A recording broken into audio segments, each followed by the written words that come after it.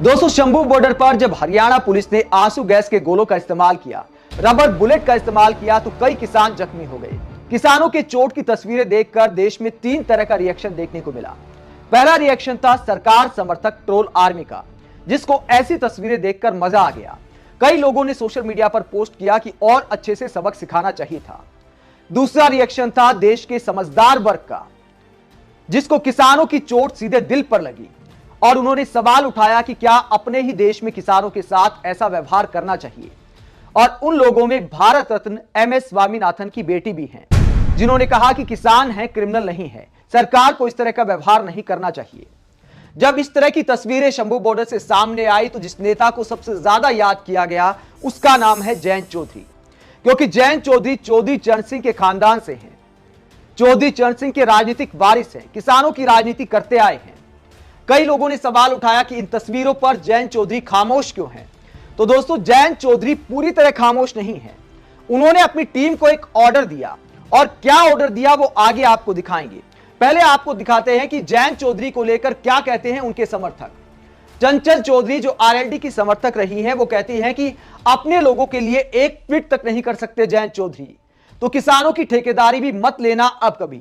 आज साबित हो ही गया कि कोई नहीं है अब किसानों का, सब अपनी अपनी राजनीति में लगे हैं। किसान भाइयों को अपनी लड़ाई अपने दम पर ही लड़नी है। तो ये जयंत चौधरी के समर्थक उनसे नाराज हैं कि जयंत चौधरी ने किसानों को चोट देखकर भी कुछ रिएक्शन नहीं दिया। इसके अलावा इतिहासकार अशोक कुमार पांडे लिखते हैं, गठबंधन बदलते ही जयंत चौधरी खामोश हो गए और उनके लोग किसान आंदोलन पर मुंह खोलने की जगह हिंदू मुसलमान करने लगे। जो लोग पिछले किसान आंदोलन में सबसे बढ़ चढ़कर हिस्सा ले रहे थे, उनकी यह दशा देखकर अफसोस होता है। जानता हूं उन्हें, और यह भी जानता हूं कि भीतर से दिल रो रहा होगा उनका। तो यह अशोक कुमार पांडे कटाक्ष करते हैं जयंत चौधरी और आरएलडी के कई ऐसे प्रवक्ताओं पर जो अचानक पलटी मारते ही विचारधारा की भी पलटी मार गए हैं। जयंत चौधरी ने किसानों की तस्वीर देखकर, किसानों के जख्म देखकर क्या किया वो आगे आपको दिखाऊंगा। पहले मैं जयंत चौधरी का एक आपको बयान सुनाता हूं। पलटी मारने के बाद जयंत चौधरी ने क्या बयान दिया था, जरा सुनिए। मैं अपनी एक भी ट्वीट डिलीट नहीं करूंगा। जिस समय पे मेरी भावना होती है उस अनुरूप परिस्थितियों के अनुरूप अपनी बात रखता हूं। और मैं कहता हूं राजनीति में जो विपक्ष बात कहता है उसे भूल जाना चाहिए, तो सरकार बात रखती है उसे याद रखना। तो यहां पर जयंत चौधरी ने वादा किया था कि मुझे कोई रिग्रेट नहीं है कि मैं मोदी सरकार के बारे में क्या लिखता था, क्या बोलता था, मैं एक भी ट्वीट डिलीट नहीं करूंगा। यहां पर छाती ठोककर मीडिया रिपोर्टर्स की आंखों में आंखें मिलाकर जयंत चौधरी ने वादा किया था। लेकिन अफसोस की राजनीतिक विचारधारा के अलावा जयंत चौधरी अपनी इस बात से भी पलट गए कि मैं एक भी ट्वीट डिलीट नहीं करूंगा। और जयंत चौधरी ने कौन सा ट्वीट डिलीट किया वो मैं आपको दिखाता हूं।